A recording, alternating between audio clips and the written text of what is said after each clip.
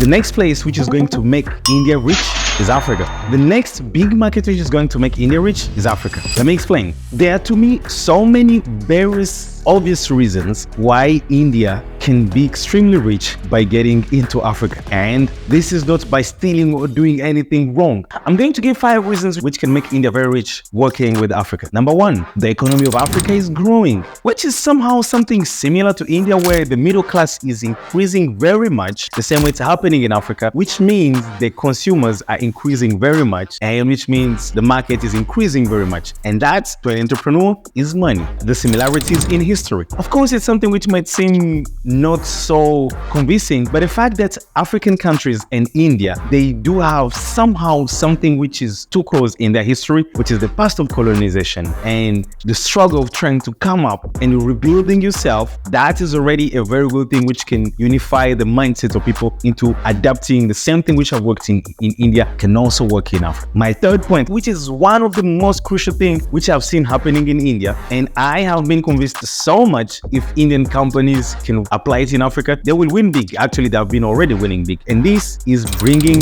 quality at an affordable price. They have been doing it already with bikes and so many other products which are mostly trusted in Africa, but the fact that they have the Made in India label on them. And this is something which have been always applied in India, where good products which again quality for so many people is one of the ways in which Indians can apply the same thing in Africa and win a large market. If, for example, they've already been doing it with bikes, with Bajaj and TVS. The fourth reason that India can win in Africa is because they already have a large diaspora in Africa also. There are so many Indians in Africa, and in so many other African countries. Today, it has become something really common, walking into a shop or in an office and finding an Indian. And even some have adopted the nationalities. They work in the parliament. They even formed tribes in African countries. This is one of the ways which can make it very easy for any Indian entrepreneur to penetrate quickly in any African country. Fifth reason, they are complementary to each other. And this means that one place might be rich into resources, another place might be rich into workforce, technology, and so many other things, which can facilitate an exchange of goods. The same way it's being done in India, that not everywhere you can find tea, not everywhere you can find mangoes. Some places which have an abundance of one thing, they sell it into a different place and they try to maintain a good price all over the country. The same thing can be applied